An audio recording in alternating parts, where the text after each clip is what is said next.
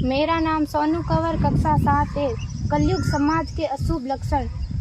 कुटुंब कम हुआ, संबंध कम हुआ, प्रेम कम हुआ, मर्यादा कम हुई, लाज लज्जा कम हुई, विनम्रता कम हुई, समर्पण कम हुए, पुस्तक वाचन कम हुआ, खान पान की शुद्धता कम हुई, बाल कम हुए, कपड़े कम हुए, नींद कम हुई, घी मक्खन कम हुआ, पीतल तांबे के बर्तन कम हुए, भाई भाई का प्रेम कम हुआ, सत्य कम हुआ, अतिथि कम हुए, धैर्य कम हुआ, श्रद्धा और विश्वास कम हुआ, बड़ों का सम्मान कम हुआ और भी बहुत कुछ कम हुआ जिससे जीवन सहज था, सरल था। संतान को दोष न दे। बालक या बालिका को इंग्लिश मीडियम में पढ़ाया, अंग्रेजी बोलना सिखाया, बर्थडे और मैरिज एनिवर्सरी जैसे जीवन के शुभ प्रसंगों को अंग्रेजी कल्चर्स के अनुसार जीना ही श्रेष्ठ माना।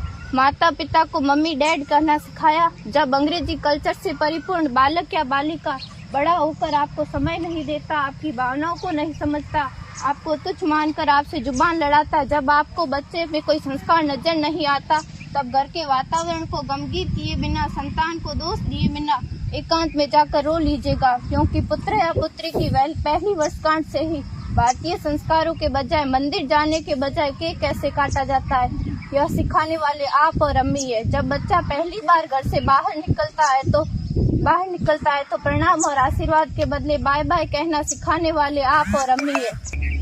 हम परीक्षा देने जाते समय इष्ट देव बड़ों के पैर छूने के बदले बेस्ट ऑफ लक कहकर परीक्षा भवन तक छोड़ने वाले आप और अम्मी है। बालक या बालिका के सफल होने पर घर में परिवार के साथ बैठकर खुशियां मनाने के बदले होटल में पार्टी मनाने की प्रथा को बढ़ावा देने वाले आप और अम्मी है। बालक या बालिका के विवाह के पश्चात कुल देवता देव दर्शन भेजने से पहले हनीमून के लिए फॉरेन टूरिस्ट स्पॉट भेजने की तैयारी करने वाले आप और अम्मी है। ऐसी कई ढेर सारी अंग्रेजी कल्चर्स को हमने जाने अनजाने स्वीकार कर दिया है। अब तो बड़े बुजुर्गों के पैर छूने में भी शर्म आती है। गलती किसकी? मात्र आपके माता और पिता की। अंग्रेजी अंतर्राष्ट्रीय भाषा है, से काम का जेतु सीखना है, अच्छी बात है, लेकिन इसकी संस्कृति को अपने जीवन में उतारने की तो कोई बाध्यता नहीं थी। अपनी समृद्ध संस्कृति को त्याग कर नैतिक मूल्यों, मानवीय संवेदनाओं से रहित अन्य सभ्यताओं की जीवन शैली अपनाकर हमने क्या पाया?